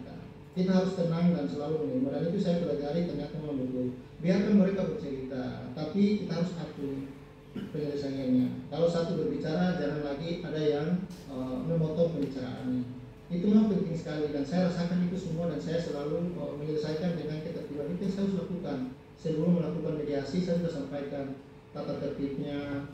Sebentar kalau si A berbicara, si B tidak boleh menanggapi, nanti sebentar kita berikan kesempatan baru kita menanggapi, baru kemudian kita. Jadi memang pimpinan ya bagi saya ya harus rela waktu untuk mendengar dulu baru menyampaikan. Jangan kita langsung menyampaikan informasi, apalagi kita menyebutkan pasal-pasal ya. Mohon maaf ya, kalau di desa kita menyebutkan pasal-pasal dan aturan, pastilah mereka boleh. Mungkin seperti itu. Jadi permasalahannya seperti itu, sehingga bisa kita dapatkan solusi bersama, dan keputusan itu mereka yang memutuskan, bukan kepala desa dan bukan lurah yang memutuskan. Kalau saya bukan kepala desa yang memutuskan, dua belah pihak yang nanti memutuskan itu semua, dan kita bisa menyampaikan itu untuk mereka. Terima kasih. Saya kembalikan nanti kalau ada tanggapan, silakan. Iya, terima kasih Bapak. Bapak Sofian Divisi P3HR. Kita ke narasumber dulu ya Bapak, izin, mohon maaf. Gimana Mas Falbian untuk menanggapi persoalan tadi menurut Undang-Undang KUHP? Baik, sebetulnya ini lebih ke ketertiban umum ya, kembali lagi tadi yang dipersiapkan sebetulnya, tapi tidak mengenai permasalahan Pak Wana Wijaya terkait perselisihan batas wilayah begitu ya. Mungkin lebih ke bisa dijadikan pidana apabila terjadi atau memicu tindak pidana lainnya begitu Pak, seperti perusakan begitu atau penyerobotan begitu. Nah, jika ada kejadian yang memicu tindak pidana, maka bisa dijadikan sebagai tindakan yang melanggar hukum dan bisa diancam oleh KUHP begitu Pak. Nah, kemudian kaitannya sendiri terkait dengan batas wilayah lebih kepada ranah administrasi dan kepala negara mungkin Pak, lebih ke sana. Jadi peraturan perundang-undangan pun yang spesifik itu yang mengatur penegasan batas daerah begitu Pak. Demikian. Terima kasih. Itu terkait dari Pak Watna ya. Oke, silakan. Kemudian satu lagi dari tadi Pak Kades Bukit Gaji. Pak Sekdes. Ya, Sekdes. Terkait pencurian yang berulang kali begitu ya. Dan agak susah dibuktikan atau tidak diproses mungkin sebetulnya. Sebetulnya kalau dari undang-undang KUHP baru gitu, itu ya namanya pencurian gitu, tetap memang akan proses begitu karena sudah memenuhi aturan pasalnya begitu. Misalnya di pasal 476 itu mengatur tentang tindak pidana pencurian. Jadi setiap orang yang mengambil suatu barang yang sebagian atau seluruhnya milik orang lain dengan maksud untuk dimiliki secara melawan hukum dipidana karena pencurian dengan pidana penjara paling lama 5 tahun atau pidana denda paling banyak kategori 5. Nah, ini aturannya. Nah, terkait dengan pembuktiannya yaitu di proses persidangannya begitu Pak. Nah, pelaporan sendiri memang mungkin diperlukan karena akan tidak semua kejadian tindak pidana dapat diawasi atau diketahui oleh aparat begitu. Nah, demikian Pak dari sisi saya atau aspek hukumnya. Terima kasih. Ya, terima kasih. Satu lagi penanya dari kolom Zoom. Setelah itu mungkin saya akan membacakan kolom chat ya. Selamat siang Bapak Sofian, Divisi P3HR. Kita nanti sampai 10:30 ya Bapak. Silakan Bapak Sofian. Assalamualaikum. Waalaikumsalam. Saya Sofian, Divisi P3H, Peraturan Perundang-undangan dan Pembinaan Hukum, Kantor Wilayah Sulawesi Tengah. Mohon izin bergabung. Yang saya hormati Bapak narasumber, moderator, dan juga teman-teman di seluruh tanah air, baik para legal maupun kepala desa yang ada. Hanya menanggapi dan sharing ini terkait pos Bandung dan khususnya yang tadi terkait dengan kasus pencurian ya. Kita kan harus mengerti dulu definisi daripada pencurian itu apa. Ya, perbuatan mengambil hak milik orang lain. Tadi disampaikan bahwa barang buktinya sedikit. Tidak ada kategori barang bukti sedikit maupun banyak. Kalau itu sudah mengambil hak orang lain itu mempunyai konsekuensi hukum. Nah, permasalahannya tadi sudah diselesaikan permasalahannya di desa. Nah, yang jadi pertanyaan itu apakah melibatkan para tokoh masyarakat, tokoh adat dan lain sebagainya, pemuka agama, atau diselesaikan oleh pribadi para legalnya. Jadi ke depan memang keterlibatan daripada fungsi-fungsi yang ada di desa itu harus dilakukan seperti Babin Kamtibmas, Babinsa dan sebagainya.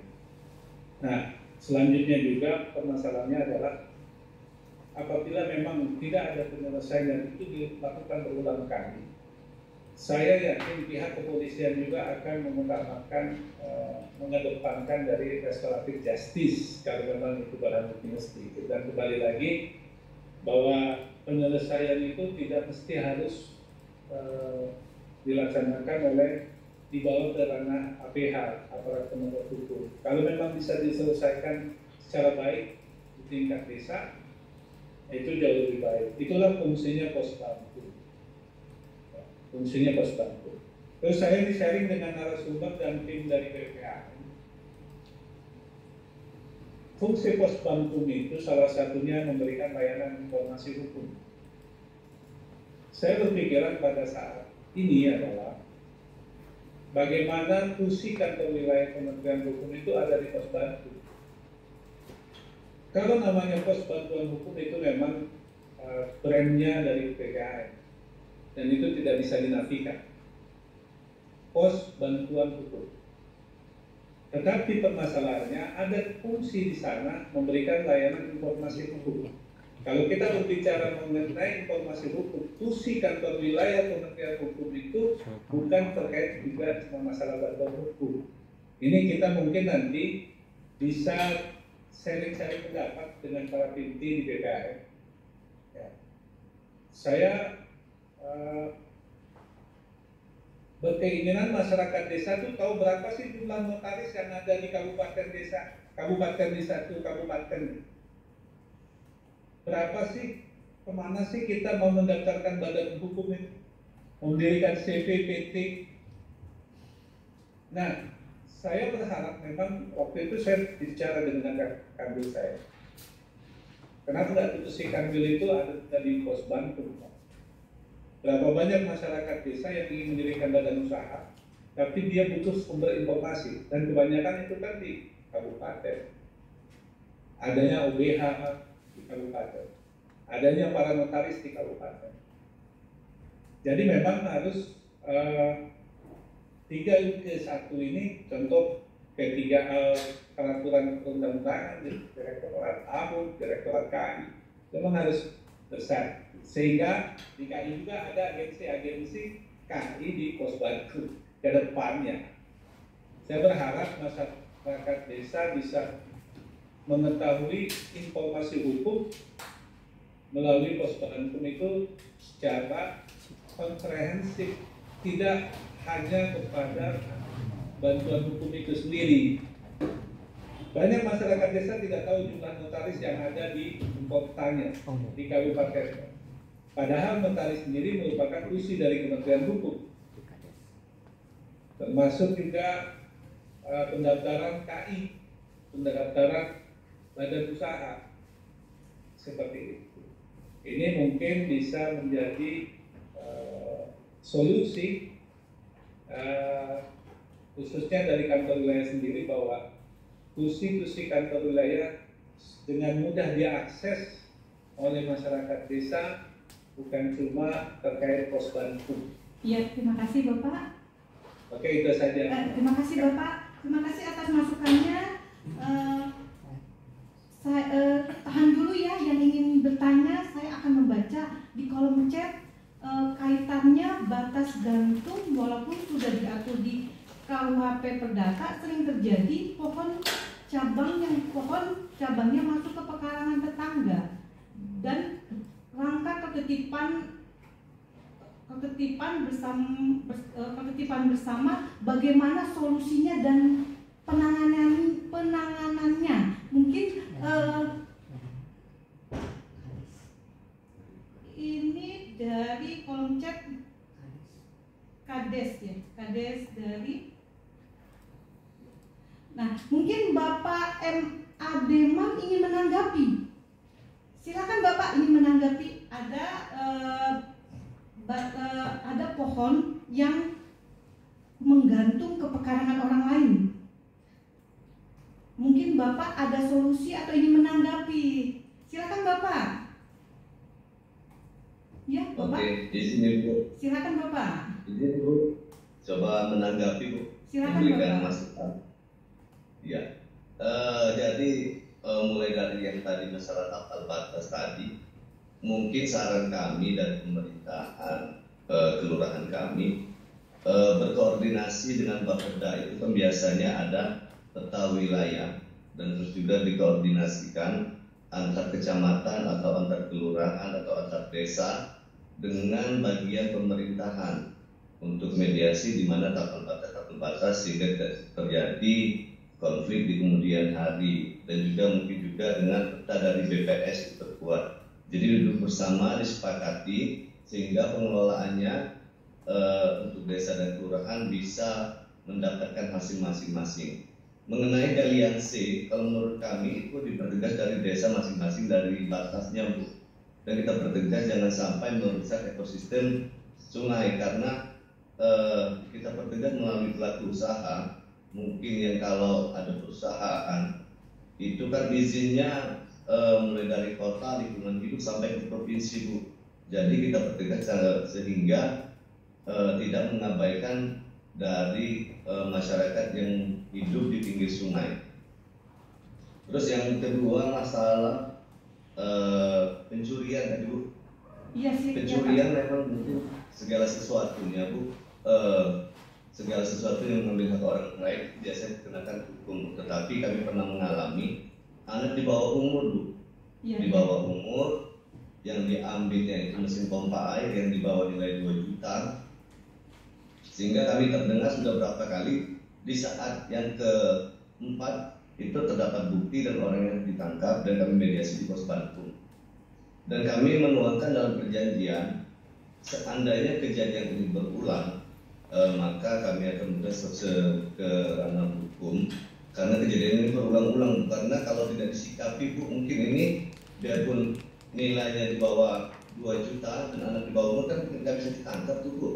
Tetapi dengan ada menyatakan dia di dalam pernyataan mungkin bisa disanksi tegas. Makanya kami selalu melibatkan Babinsa, Babinsa untuk berkeliling. Alhamdulillah aktif dan kami memberikan edukasi kepada sinergi kami, Bu, sehingga selalu dekat dengan masyarakat mengedukasi sehingga untuk lebih mengedepankan pencegahan dan deteksi dini terhadap kondusivitas wilayah, Bu. Sampai pernah juga kami menyelesaikan masalah demo-demo dengan pemerintahan, sehingga karena berprinsip kami kondusifnya suatu kelurahan, kondusifnya suatu wilayah kabupaten atau kota itu.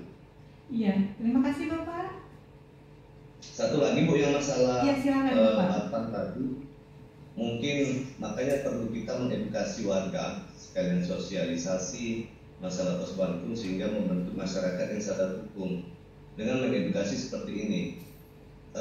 Kalau batang ditanam rumah kita memberikan, bukan kita mengajari, Bu, mengajak mereka berpikir kalau batangnya masuk ke rumah tetangga, yaitu hak tetangga atau berjalan. Seandainya pun nggak mau dikasih tetangga, jangan sampai rantingnya mengganggu ke tetangga, Bu. Jangan sampai sampah atau daunnya jatuh ke rumah tetangga, buahnya mereka nggak mau ngasih. Mungkin mereka akan lebih mengerti dan memahami, Bu, kalau dengan kita pendekatan persuasif dan humanis. Ya. Gitu. Terima kasih Bapak atas masukannya. Mungkin iya Bapak.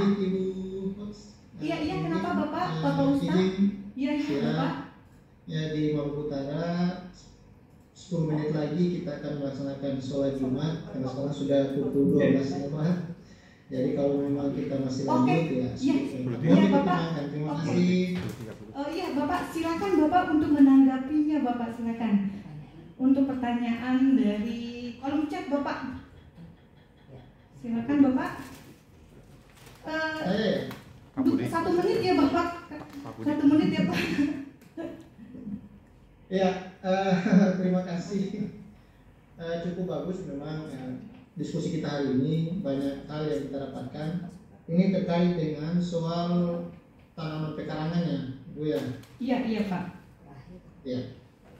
Saya pernah dapatkan pohon kelapa miring di atas rumah tetangga. Kemudian tuan rumah, pemilik rumah menganggap itu karena terganggu tanpa berpikir banyak, karena kalau buah kelapa kalau kering pasti jatuh di atas rumah, langsung menebang pohon. Kemudian pemilik pohon kelapa itu mengadu ke kami di pemerintah desa. Mohon maaf, mungkin karena pemiliknya adalah Chinese, ya kita paham lah, mereka sangat memahami soal bisnis. Kemudian saya coba untuk mediasi.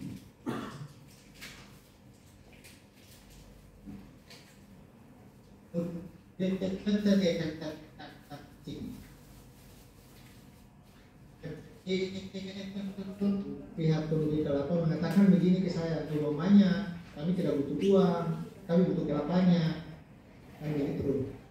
Kalau coba komunikasikan, saya masuklah di ruang khusus yang kelapa ini, kemudian saya jelaskan kalau misalnya kelapa ini tidak ditebang, kalau jatuh aja sudah rusak rumahnya, apalagi kalau tiba-tiba tertimpa rumah, berapa duit yang harus kita keluarkan? Coba dipikir, saya hanya mencoba untuk berpikir keselamatan masyarakat dan ketertiban sosialnya. Kemudian saya coba komunikasi, yang datang istrinya, ya sudah kita tahu ibu ini kan, wah lumayan lah, kita harus rajin mendengar. Saya coba komunikasi, kemudian saya berikan kesempatan ketemu dengan suaminya, dan kemudian kita menelpon selama kurang lebih seminggu. Ada keputusan. Keputusannya adalah ketika saya mediasi, mereka menginginkan satu pohon itu harganya 500.000. Saya sampaikan langsung saya minta tanggapan dari yang pemilik rumah yang menyatakan bahwa ya saya tidak ada uang. Orang alternatifnya tidak ada duit, tidak ada uang. Kemudian saya coba komunikasi lagi. Pelan-pelan turun sampai harga 300.000. Nah, itu juga si pemilik rumah tidak ada uang. Padahal si pemilik rumah ini punya mobil kan. Tapi itulah kondisi sosial masyarakat ya. Memang egonya yang luar biasa. Akhirnya apa? Sebagai kepala desa, saya langsung bilang, oke, sudah kalau begitu 300.000 ya. Kita sepakat ya, kita buat surat pernyataan. Oke, kita buat surat pernyataan 300.000. Kemudian saya pulang, ya udah, kepala desanya membayar 300.000 sampai saat ini aman kan begitu. Jadi memang kepala desa ya kepala sakit juga kalau soal-soal menyelesaikan masalah. Jadi seperti itu. Tapi kan terlalu gede juga ya, terlalu besar juga soal itu. Kalau yang bisa kita sikapi untuk penyelesaian masalahnya. Dan sampai sekarang alhamdulillah tidak ada masalah lagi soal itu. Kemudian kalau yang lainnya tadi juga sudah disampaikan, kita koordinasi lah. Kalau misalnya kenal wilayahnya orang, pekarangannya orang, kita komunikasikan dua belah pihak agar supaya bisa terselesaikan. Mungkin seperti itu yang saya bisa sampaikan. Mohon maaf jika ini bisa berlanjut, kita bisa berlanjut. Tapi saya izin mungkin melaksanakan sholat Jumat. Kebetulan hari ini juga agenda saya adalah menerima bantuan juga dari pemerintah daerah di masjid, penyerahan bantuan untuk membangun masjid di masjid, dan tidak bisa diwakili. Sudah 2 kali saya batalkan. 1 kali saya di Jakarta, di Depok, 1 kali di Ternate, dan Jumat hari ini ya harus saya diminta untuk hadir. Mungkin seperti itu kawan-kawan semuanya, Bapak Ibu sekalian yang luar biasa yang sudah bergabung di CI ya hari ini. Mudah-mudahan kita ketemu lagi di lain waktu dan lain kesempatan untuk kita berbagi informasi. Mohon maaf jika ada hal-hal yang saya sampaikan tidak berkenaan di saudara semua. Karena saya hadir dengan kekurangan, saya hadir dengan pengalaman yang saya dapatkan untuk berbagi informasi. Saya mau ingin sampaikan yang terakhir adalah kehadiran kita untuk melayani. Bersama pasti bisa. Demikian saya kembalikan. Assalamualaikum warahmatullahi wabarakatuh. Waalaikumsalam warahmatullahi wabarakatuh. Terima kasih Bapak telah hadir menjadi narasumber di kegiatan SEIA. Terima kasih Bapak. Saya ingin mengingatkan kepada Sobat SEIA untuk mengisi daftar hadir dan mengisi layanan survei kami. Terima kasih. Di kolom chat ya Bapak, Bapak Ibu. Terima kasih kepada pimpinan tinggi di lingkungan Kementerian Hukum dan HAM yang telah bersama kegiatan SEIA pada pagi hari ini menjelang siang, kepada Bapak Kadip Jogja, Kadip Sulteng, NTT, penyuluh hukum utama Bu Mercy. Terima kasih Bu Mercy. Juga rekan-rekan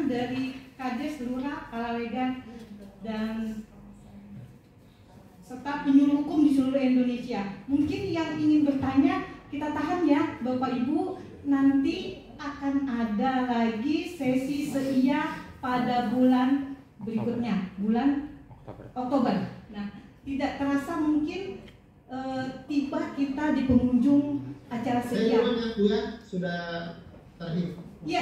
Saya pamit duluan. Iya, terima kasih. Semuanya. Oke, salam kompak, salam sehat untuk kita semua. Assalamualaikum warahmatullahi wabarakatuh. Waalaikumsalam warahmatullahi wabarakatuh. Namun sebelum saya akhiri, mungkin saya ingin narasumber untuk membacakan closing statement 1 menit ya, pokok karena sudah mau jam 10:30. Baik Bapak Ibu, Bapak Ibu yang saya hormati, seluruh peserta kegiatan ini. Jadi tadi kita telah bersama-sama begitu ya membahas bukan saja kaitannya dengan ketertiban umum, bahkan kemana-mana, bahkan bukan KUHP saja, ada ada terkait administrasi, bahkan terkait dengan permasalahan-permasalahan yang memang dia ada di ranah Bapak Ibu semua begitu ya. Nah, saya cuma ingin mengingatkan bahwa KUHP akan berlaku di 2 Januari 2023 dan ini memang KUHP baru ini lebih baik lagi dan lebih humanis gitu ya, dengan prinsip restoratif justice yang dikedepankan begitu ya, lebih adil bagi kita semua begitu.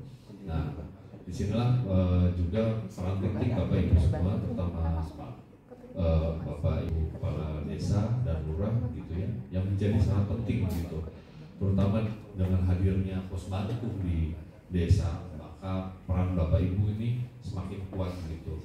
Begitu juga dengan teman-teman penyuluh gitu, penyuluh hukum di seluruh Kanwil gitu, itu peran Bapak Ibu juga menjadi kuat gitu. Jadi bukan sekedar menjadi tempat konsultasi hukum begitu, tapi posbanku juga menjadi wadah edukasi, pencegahan, bahkan penyelesaian masalah hukum secara cepat, dekat dan terjangkau aksesnya oleh masyarakat, oleh warga begitu. Nah, dengan begitu ketertiban umum, kalau kita berbicara terkait dengan ketertiban umum, maka ketertiban umum ini dapat dijaga sejak dini.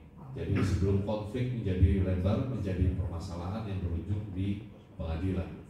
Nah, pada akhirnya kita berharap mampu mewujudkan desa, kelurahan yang aman, tertib dan berkeadilan gitu.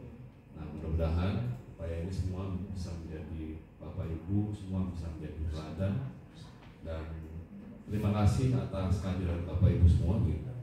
Wassalamualaikum warahmatullahi wabarakatuh. Waalaikumsalam warahmatullahi wabarakatuh. Terima kasih kepada narasumber yang telah hadir meluangkan waktu pada acara SIA seputar aktualisasi Posbankum Desa dan Kelurahan. Terima kasih juga kepada Bapak Ubu. Terima kasih kepada Kepala Desa, Lurah, Kepala Lega, dan semua penyuluh hukum di seluruh Indonesia yang hadir secara langsung mungkin hybrid, yang telah menyimak SIA seputar isu aktual Posbankum di desa dan kelurahan. Semoga sesi ini bermanfaat dan menambah wawasan serta semangat kita semua untuk terus memperkuat akses keadilan di masyarakat. Sebelum saya mengakhiri, saya ingin berpantun Bapak Ibu. Izin Bapak Ibu mengucapkan cakep. Jika ada jarum yang patah, siapa yang mematahi? Jika ada kata-kata yang salah, kami mohon dimaafkan. Sampai jumpa di SIA berikutnya. Tetap semangat dalam berbagi dan berkolaborasi. SIA satu jaga. Terima kasih Bapak Ibu.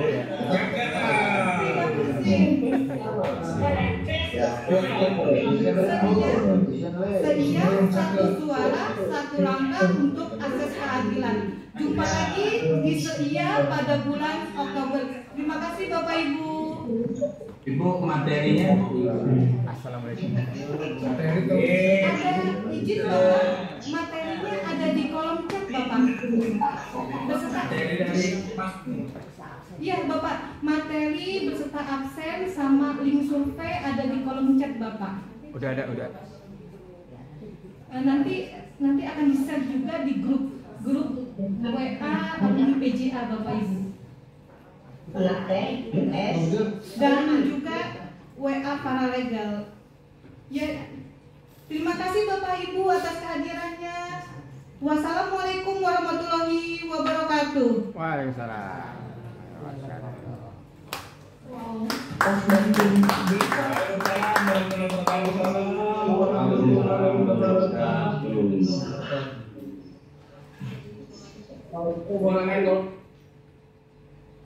Waalaikumsalam. Absennya Bu.